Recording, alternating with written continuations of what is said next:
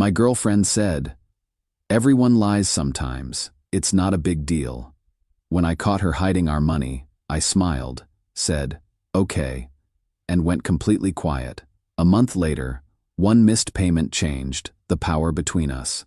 The bank statement sat on our kitchen counter under the yellow glow of the overhead light, and I could smell the coffee burning in the pot because I'd forgotten about it 20 minutes ago when I first noticed the numbers didn't match. Tessa walked in, dropped her retail manager name tag on the table, and saw me holding the paper. "What's wrong?" "We're short $600. She didn't even pause, just opened the fridge, grabbed the orange juice, poured herself a glass. "Probably a bank error. I'll call them tomorrow." My jaw tightened. I set the statement down carefully, precisely aligned with the edge of the counter. "There's no error. There's a $200 Amazon purchase on the 14th, $250 at Sephora on the 16th, $150 at that new Italian place downtown on the 19th. All days you said you were homesick." That's when I understood something about patterns. Not just spending patterns, but the pattern of how someone reacts when they're caught. The micro-expressions that happen before they choose their strategy. I learned about financial honesty the hard way, growing up watching my parents lose everything because my dad couldn't stop lying about money. Watched repo men take our car. Watched my mom cry over bills she didn't know existed. Swore I'd never do that to someone I loved. Never let someone do it to me. That chapter with Tessa started 2 years earlier, when we met at a coffee shop and bonded over both working weird hours. Her closing shifts at the retail store, me overnight security at an office complex downtown. We moved in together after 8 months because the math made sense. Split rent, split groceries, build something together. At first, it was good. We had a system. I kept a detailed budget spreadsheet, color-coded, tracking every expense. Tessa thought it was excessive but went along with it. We each put our half into the joint checking, kept personal accounts for our own spending. Clean boundaries, clear expectations. Then small things started shifting. She'd forget to log purchases. I'd find receipts in her purse for things that never made it into the budget. When I'd mention it, she'd apologize, promise to be better, and for a few weeks she would be. By month 6 of living together, I'd started noticing a pattern in the joint account. Random charges I didn't recognize. ATM withdrawals with no explanation. When I'd ask, she'd say she grabbed cash for parking or lunch with coworkers or birthday gifts for her sister. Reasonable explanations that I wanted to believe. Over the next year, the house felt different. Not exactly tense, but like we were playing different games with different rule books. I'd be tracking every dollar, meal planning to save money, skipping things I wanted because we had savings goals. She'd be ordering takeout 3 times a week and showing up with new clothes every pay period. The apartment started filling with things I'd never seen her buy. New throw pillows, scented candles that cost $40 each, a standing mixer she used once. When I'd comment, she'd say they were on sale, or she got them with points, or her mom bought them. Always an explanation that was just plausible enough that questioning it felt petty. That should have been my warning. The slow accumulation of small lies, each one individually minor, but together building something I couldn't quite name yet. The night with the bank statement, though, that was different. She set down the orange juice glass, turned to face me with this expression I'd seen before but never really registered. Defensive, but also somehow dismissive. Like I was the problem for noticing. "Okay, fine. I bought some things. It's not a big deal." "It's $600, Tessa. That's our grocery budget for the month. And we'll figure it out. We always do." "How?" "I've been picking up extra shifts to build our emergency fund. You've been spending money we don't have on stuff we don't need." She crossed her arms. "You're being dramatic. Everyone lies sometimes, Rylan. It's not like I'm cheating or doing drugs. It's just money.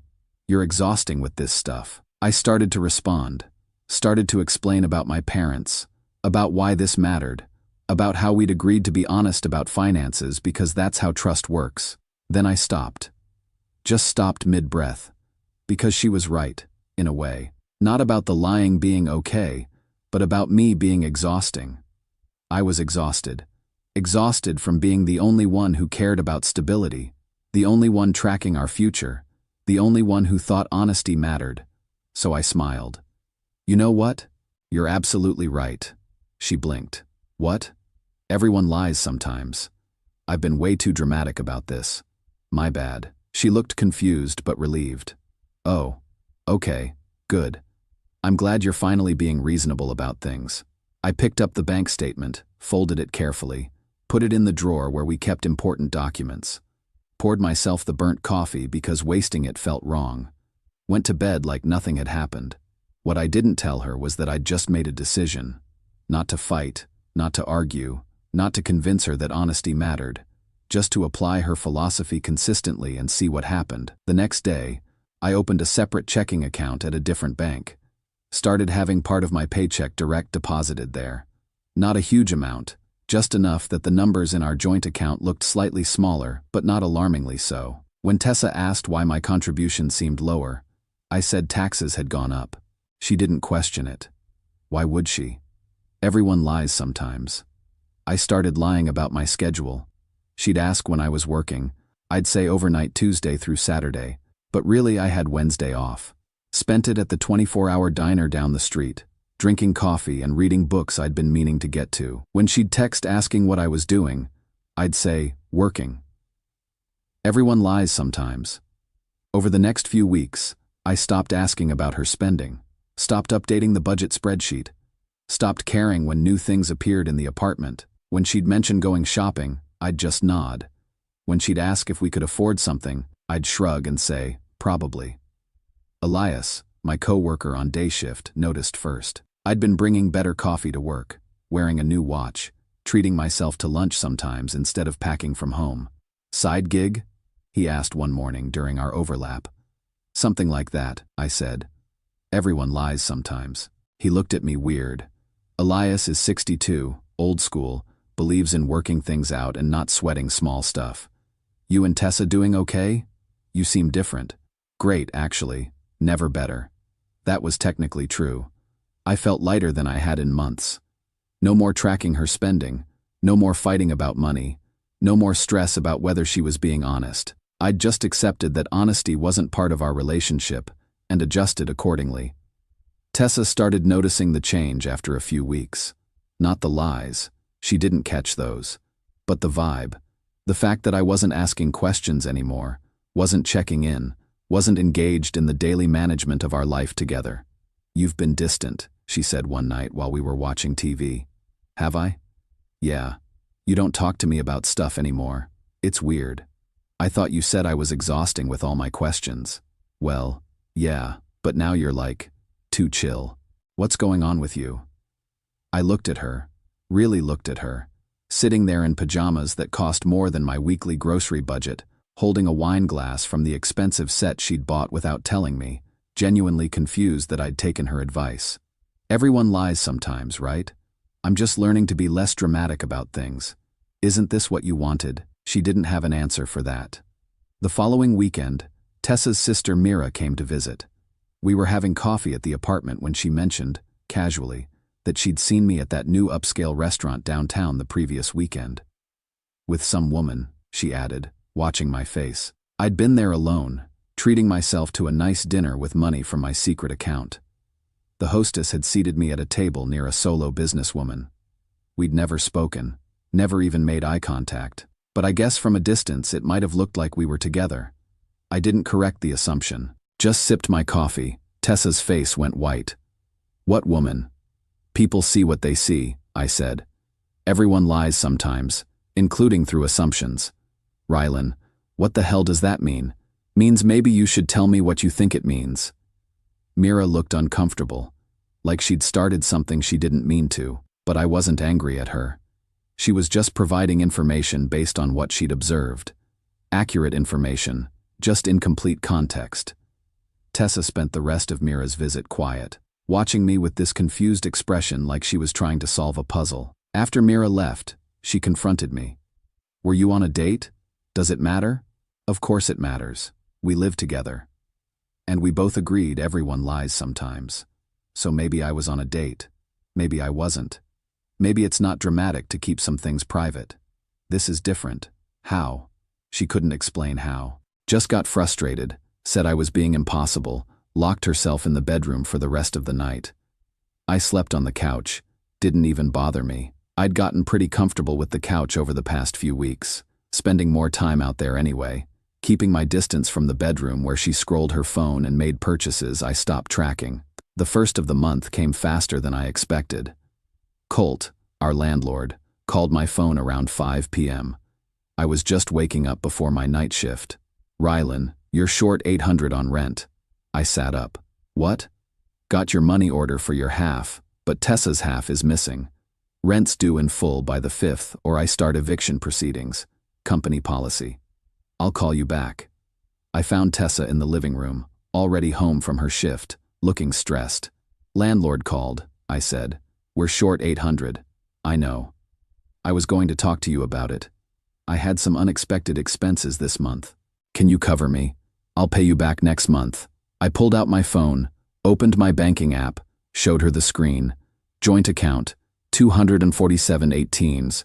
Personal account, the one she knew about, 89.32. "Where's all your money?" she demanded. "You've been working overtime." "Have I?" Her face changed. "What do you mean, have you? You told me you were working extra shifts. Everyone lies sometimes, Tessa. You taught me that. I've been applying it pretty consistently, actually. Lying about overtime. Lying about side income. Lying about where money goes. Lying about my schedule. Just like you showed me was normal. That's not, you can't, this is different." "Is it though? You said it wasn't a big deal when you lied about money. Said I was being dramatic. So I stopped being dramatic. Started keeping things to myself. Stopped tracking everything. Stopped caring about honesty." I pulled out my actual phone, the one I'd been using to document everything. Showed her the Notes app with 3 weeks of detailed entries. Every time she'd lied about spending. Every deflection when I'd asked questions. Every time she'd said, "Everyone does it," or "It's not a big deal," or "You're being dramatic." Then I showed her the balance in my secret account. Enough to cover my half of rent for 3 months, plus moving expenses, plus security deposit on a new place. The thing is, Tessa, when everyone lies sometimes, eventually someone has to decide what actually matters. I decided honesty matters. You decided convenience matters. And now we both get to live with those choices. You're really going to leave me with this rent situation?